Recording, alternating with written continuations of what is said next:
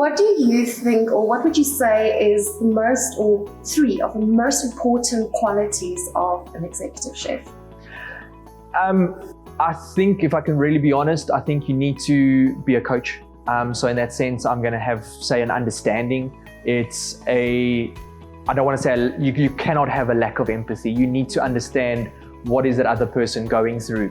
And I think that's been a big part for me. If I can put my values and say, all right, what is this person feeling? What are they thinking?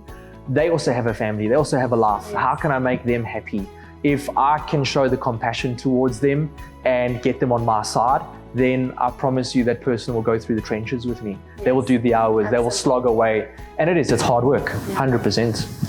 Okay. Now, many would say that working in the hospitality industry is not a job, it's a lifestyle. What is your take on that statement? I believe in that, without a doubt. Not to say that any other job isn't a lifestyle. Our industry is impeccably demanding. Our industry is time consuming. It's long weekends, late nights, it's public holidays. You need to accept that as a lifestyle. Yes. And if it's going to be just a simple job, then I'm sorry, you're going to stay in the same position for the rest of your life. You need to, with any job, be it from the film industry, be it from law, be it whatever, if you entrench yourself into the business and it becomes a lifestyle and you work with it, you will only succeed. Now, you've mentioned that you are a coach yourself, and I'm sure a lot of young chefs look up to you. What would you tell a young aspiring chef, tips and advice as to how to climb the career ladder in a hotel? In the industry, be honest, be truthful, ask a lot of questions. I think that's what has been portrayed to me and what I basically portrayed to my team. If something goes wrong, own up to it. Accountability, take the responsibilities. These are components that any leader will look for, because at the end of the day, if I know you take responsibility and accountability for a task, I can step away when I give you a job. Therefore, I can trust you. That is a huge thing for any chef, that I don't have to sit and babysit a person, because I'm already being pulled from every pillar to post, every direction. If my team is capable of running themselves, then I've succeeded. Yes. So from my side, I'm definitely going to say is responsibility, ownership, and definitely take accountability for it. Yeah. Now, looking for culinary talent in your kitchen, when you recruit your kitchen team, what are qualities, or let's say skills, and that you look for specifically? A lot of chefs, fall into the unreliable, untrustworthy, and this and that. What are you specifically looking for in a chef in your kitchen? It's a very good question. I think also it depends on the position that you're recruiting for. If you're going from a commie versus a sous or exec sous, you're going to look for different components. Yes. If you're going for an entry-level chef, then I think it is, regardless of the mundane textbook answers, I need to see who you are as a person. If I've never met you and now I've got to trust you and bring you into my team, regardless of your skills, if you have the skills, that's a massive bonus for me. But if you have the passion and the want and the desire, I can teach and mold you to become anything. Yes. That is a massive component. If you're willing to say, chef, teach me, I made a mistake, show me how, ask the questions, that chef is moldable to become something great. Yes. As a senior role, it is someone that I can trust to run my team. The last thing you want is to put trust into a senior and you walk away and they are destroying your team or breaking them down. That's not going to help you, especially a very demanding industry. If you're putting pressure in the wrong way on your team, you're going to break them. Yes. And that for me is a big component. What I look for whenever I'm doing an interview with someone is I look for real life components. You can give me the textbook answer, but it doesn't help me because we can all do it. Yes. I can tell you, well, this is what the book says, but no, I need real life experiences. And if you've never done it, then be honest and say, chef, I've never had the opportunity.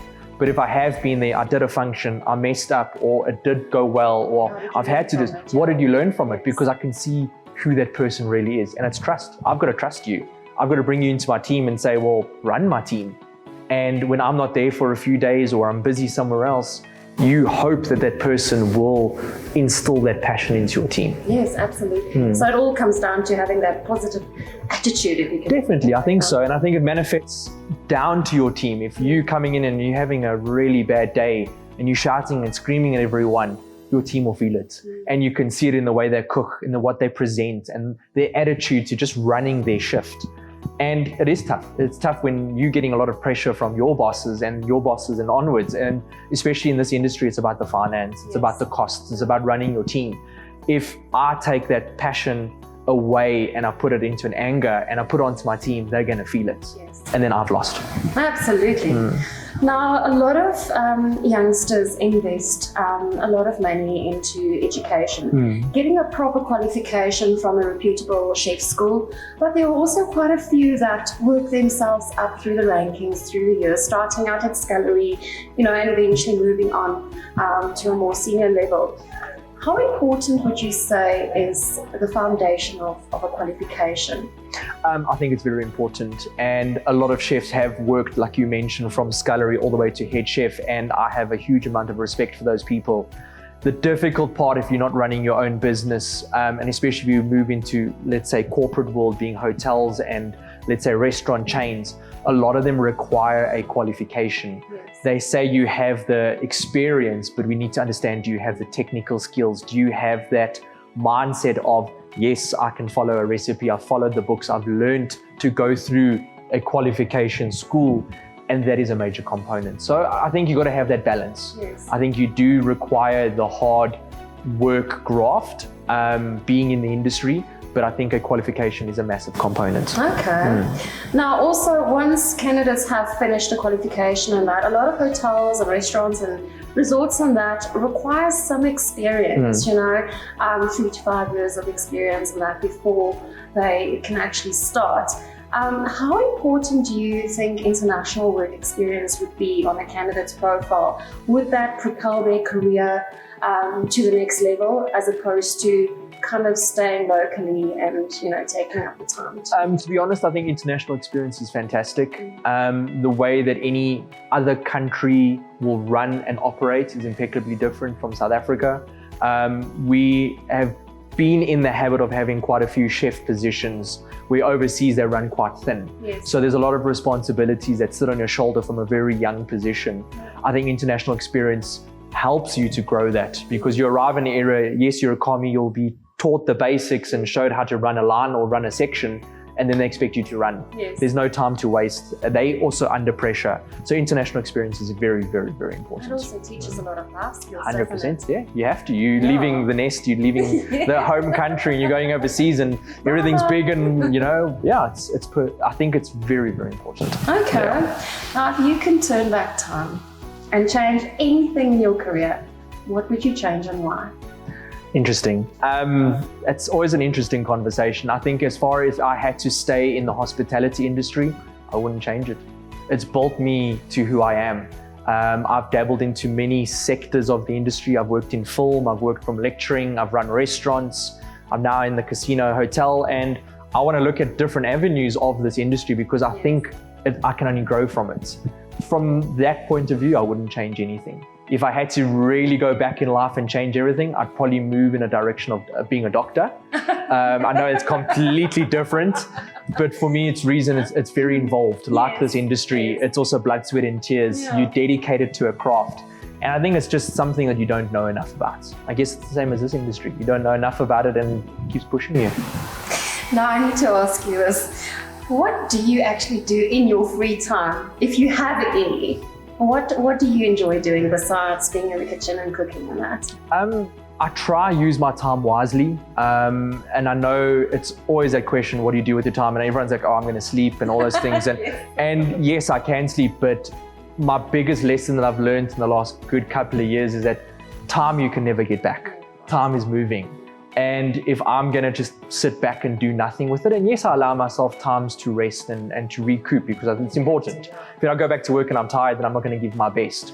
And I think don't be guilty to rest and put your feet up, and to have some family time. Family time is important. I think that's a major component. Me, I spend it with family. I spend it with my dog. I spend time going, running, whatever I can. Exercise is very important to me. It helps my brain. It helps my mentality. It helps. Our industry is also very notorious for the negative side, being from depression and anxiety and stress. So I try to keep myself ahead of that before you go down that deep, dark rabbit hole, I won't allow myself to go there. And I've been part of it. I've been part of this tough industry.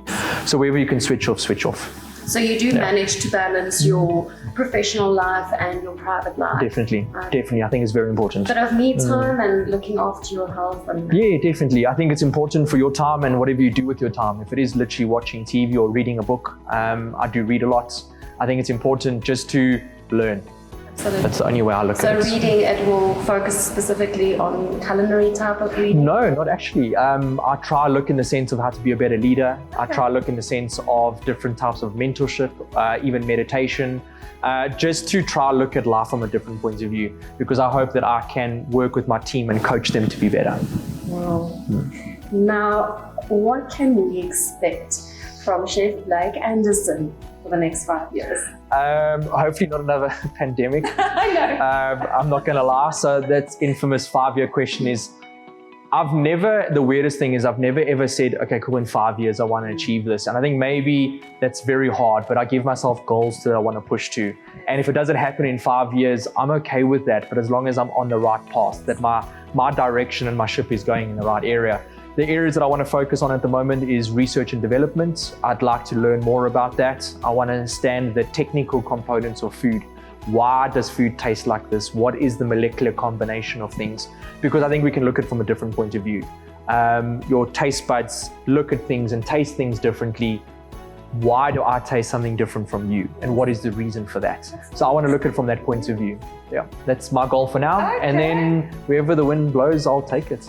And looking at maybe someday opening your own restaurant? I would love to. I think that's definitely something that I have been toying with for the last maybe year or so. It is a daunting task to think I'm on my own. I don't have the support of a big hotel chain or a corporate or a restaurant and that. But I've also realized that leap of faith is sometimes what's needed. Absolutely. Yeah. Anything else that you'd like to add, Chef Blake, that maybe a few words of wisdom for the youngsters? My honest thing that I think this industry needs is, regardless of passion, we can work on passion. Be honest, be accountable, take responsibility. And my biggest lesson is, if you mess up, fess up. Yes. Own up to it. Take the knock on the chin, learn from it. I promise to God, your exec chef or head chef will realize and saying, cool, I've got a hardworking individual, even if they mess up. Take the responsibility and find that balance. That's the hardest part. Find the balance. I like that. Awesome. Wow, Chef Blake Anderson, thank you you so much for your time today. I think you will inspire a lot of youngsters. Awesome. Thank you. And I myself will also take a lot from today's conversation. Thank you for having me, and good luck. Thank you. Awesome.